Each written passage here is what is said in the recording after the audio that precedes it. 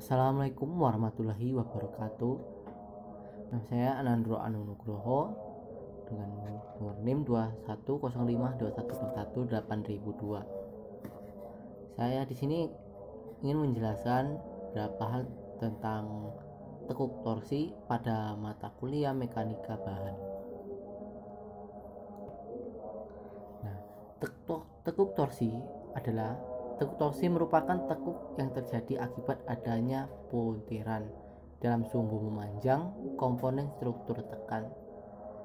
Tekuk torsi hanya terjadi pada elemen-elemen yang langsing dengan sumbu simetris ganda profil yang tersusun dari plat-plat yang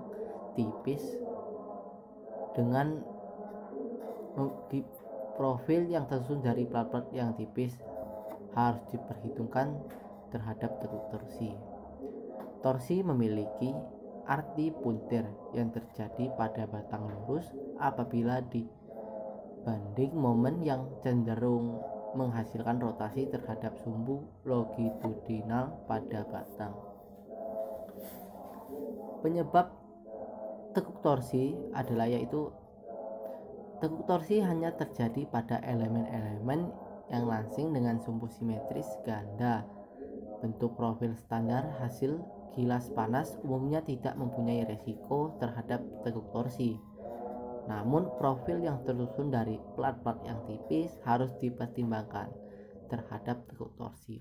Jadi plat-plat yang dominan itu tipis atau langsing memiliki resiko terjadinya torsi, dan itu harus diperhitungkan sebelum digunakan. Nah, jenis-jenis tekuk torsi yaitu yang pertama ada tekuk torsi lateral.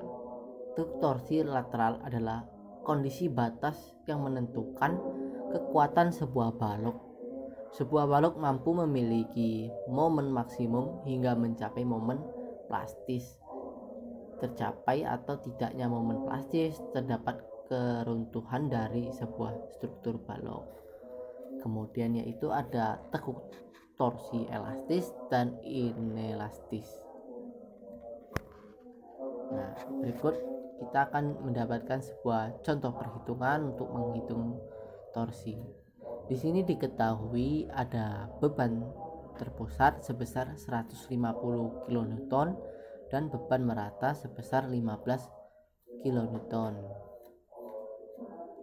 Dengan panjang dari bentangan yaitu 10 meter, didapatkan beban terpusat 150 kN dari hasil beban merata dikalikan panjang bentangan balok. Soal di sini didapat beban merata terdiri dari 15% D dan 85% L yaitu lentur. Beban terpusat terdiri dari 40% D gaya D serta 60% gaya lentur. Balok tersebut diberikan sokokan lateral pada ujung-ujungnya serta setiap jarak 2,25 meter menuju baja adalah BJ37. Untuk menjawabnya yaitu untuk QU sama dengan 1,2 dikalikan 15 yang didapat dari beban merata, kemudian ditambah 16 dikali 0,85 dikali 15 sama dengan 2,7 ditambah 2,4 didapati hasil 23,1 kN per meter. Untuk beban terpusatnya didapatkan hasil 1,2 dikalikan 0,4 dikali 150 dari beban yang diterima ditambah 1,6 dikali 0,6 dikali 150 sama dengan 72 ditambah 144 didapati hasil 216 kN. Untuk momen U sama dengan 1/8 dikali 3,1 dikali 9 pangkat 2 ditambah 1/4 dikali 216 dikali 9 sama dengan 233,8875 ditambah 486 sama dengan 719,8875 kilonewton per meter. Jadi momen N perlu sama dengan Mu dibagi diameter besi sama dengan 719,8875 dibagi 0,9 sama dengan 799,875 kilonewton meter. Nah, kemudian untuk periksa kuat momen lentur nominal dari penampang dengan menyertakan berat sendiri balok. Untuk Mu berat sendiri sama dengan 1,2 dikali 1/8 dikali 1,72 dikali 9/2 sama dengan 20,898 kilonewton.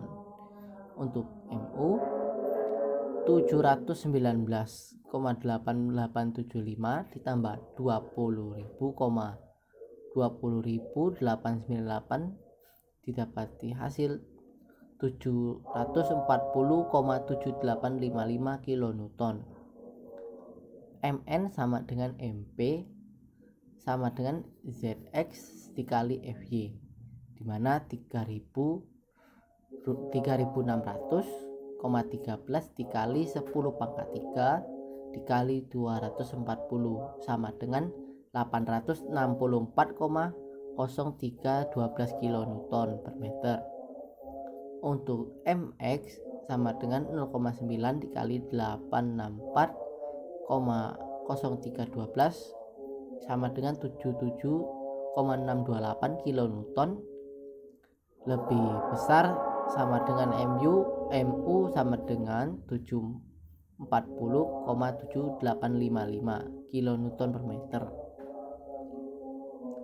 Nah, kemudian diestimasikan apakah sokongan lateral cukup dekat untuk mendesain balok agar dapat mencapai momen plastis. Asumsikan penampang kompak untuk mencegah tekuk lokal dan balok berada dalam kasus 2. Mu sama dengan Mp. LP sama dengan 790 R dikali Ry per Fy akar dari Fy sama dengan 790 dikali Ry dibagi akar dari 240 sama dengan 50,99 Ry. Momen M perlu sama dengan 799,875 kilonewton meter. Untuk Zx perlu sama dengan Mp perlu per Fy sama dengan 799,875 dikali 10,6 per 240 didapati hasil 332,812,5. Nah, penampang terkecil yang memiliki Zx lebih dari atau sama dengan 3.322,812,5 mm adalah 400.400,130.321 sama dengan 2 dikali 2x sama dengan 3.600,13 cm kubik. Nah, demikian penjelasan saya terkait dengan tekuk torsi. Lebih dan kurang saya mohon maaf. Wabillahi taufiq wal hidayah. Wassalamualaikum warahmatullahi wabarakatuh.